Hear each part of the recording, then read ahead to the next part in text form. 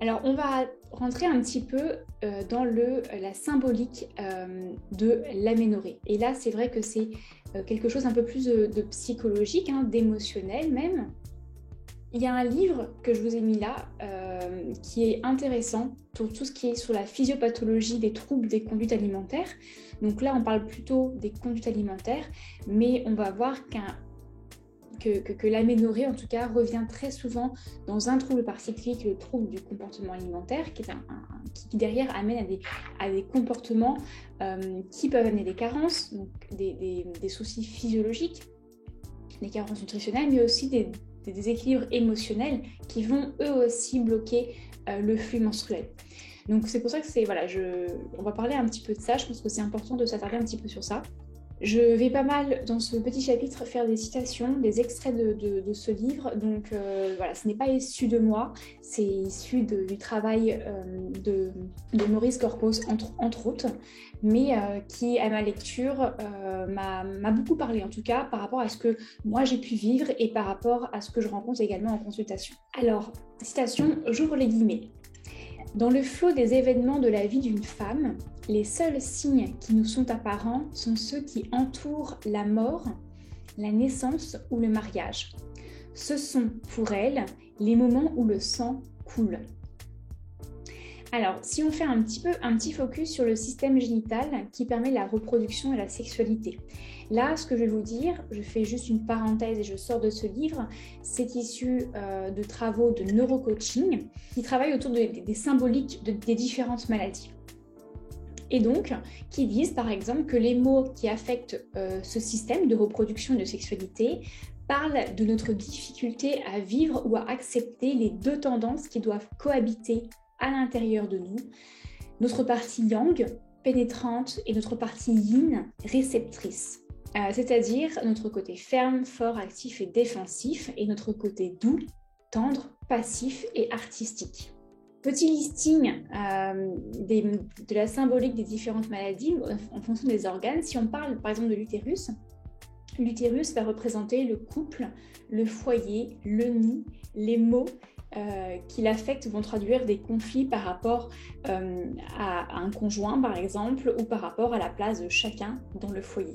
Concernant la symbolique de l'aménorrhée ou absence de règles en dehors de grossesse ou après la ménopause peut exprimer un doute par rapport à la capacité de procréer et de procréer, en deux mots, soit la remise en question des capacités créatrices de la femme, ou bien le désir caché d'une liberté totale face aux contraintes que les cycles imposent ou du rôle de maman, ou encore cette volonté de maintenir l'aménorrhée afin de contrôler tout ce qui sort de son corps, les règles symbolisant un relâchement sphinctérien, les sphincters ne contrôlent plus le sale qui sort de l'organisme. Et si je fais un petit aparté sur, par exemple, les règles douloureuses, elles sont souvent le fait de femmes exigeantes qui se veulent libres ou indépendantes. Elles acceptent mal cette même rigueur relative aux règles, injustifiée et sans valeur. L'endométriose, par exemple, qui est le développement anormal de la muqueuse utérine et dans d'autres parties du corps, symbolise quant à elle une relation émotionnelle difficile à la mère. Et enfin, la stérilité, qui nous parle de notre difficulté à procréer et peut-être de notre peur à ne pas pouvoir assurer notre descendance, c'est-à-dire laisser une trace. Donc voilà quelques petites symboliques autour de soit certains organes, soit de maladies typiques féminines. Je ne sais pas si ça pourra vous parler, mais je trouvais intéressant de les introduire. Et là, si je reviens sur l'extrait donc, du livre de Maurice Corcos, qui dit « Maintenir l'aménorrhée, c'est ainsi rester enfant, refuser la séparation d'avec la mère et la rivalité sur le terrain de la maternité ». C'est la cristallisation au niveau des règles de la problématique centrale dans les troubles de conduite alimentaire, la lutte active contre la séparation. Séparation d'avec son milieu d'origine, sa famille, un itinéraire scolaire et professionnel tracé, et surtout séparation des corps et singulièrement d'avec celui du lieu de l'origine, à savoir le corps maternel. Il incarne ce refus de séparation tout en nourrissant les fantasmes de grossesse puisque l'aménorrhée est à la fois le signe de la stérilité et de la grossesse. C'est vrai que je ne l'ai pas mentionné au tout début quand je parlais d'état d'aménorrhée.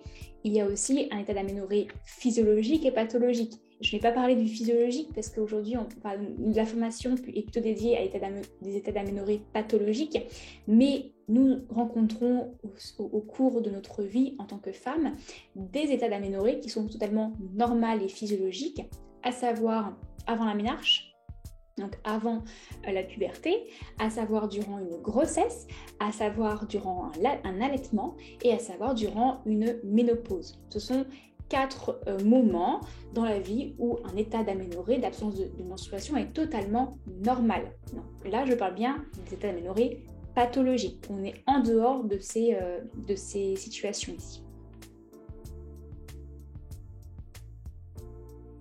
Maintenant, je reste encore dans ce livre et là, on va faire un zoom sur les troubles du comportement alimentaire. Encore une fois, je cite. On peut penser l'aménorrhée comme un des effets du comportement général de maîtrise présent dans l'anorexie mentale. Maîtrise des ingestats et des excréments, maîtrise émotionnelle, maîtrise des relations interpersonnelles, maîtrise des études.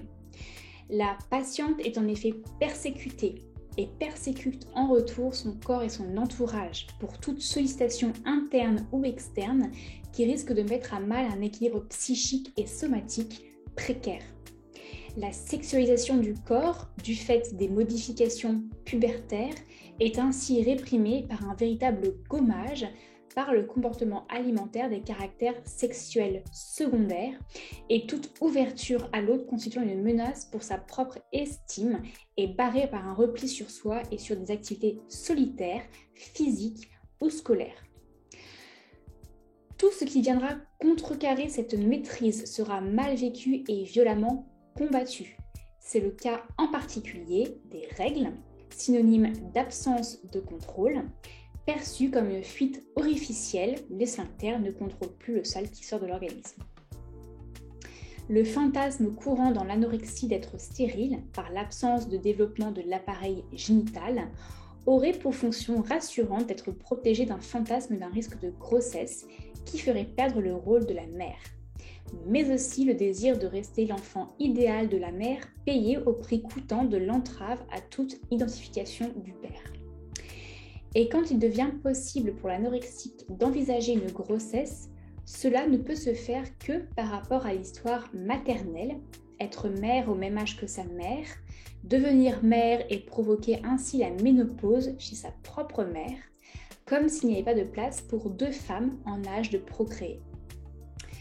Preuve à contrario de la relation entre défense anorexique et aménorrhée, l'apparition des règles chez les patientes déprimées au moment d'un relâchement de leur sentiment d'omnipotence et bien sûr le retour des règles après une amélioration psychologique passant par un assouplissement des défenses psychiques et une restauration de l'estime personnelle. Voilà un petit peu tout le topo autour de la symbolique de l'aménorrhée pour des femmes souffrant ou non de troubles du comportement alimentaire, pour des femmes dont justement l'une des sources de leur état d'aménorrhée serait des conduites alimentaires. Je trouve que c'est toujours intéressant d'avoir tout ça en tête pour aussi comprendre derrière l'éventuel état d'esprit dans lequel peut se trouver notre cliente, votre cliente ou votre future cliente. Si jamais vous n'avez pas forcément tout retenu de ce que j'ai dit ou tout analysé, n'hésitez pas à revenir en arrière. C'est l'avantage d'avoir ce replay. Et voilà, j'ai essayé de lire lentement de manière à ce que voilà, vous puissiez peut-être noter des mots-clés qui vous font écho en fait ou qui vous parlent, qui vous touchent comme ça. Faites confiance à votre intuition. Maintenant, on va voir les impacts d'une aménorrhée sur la santé de la femme.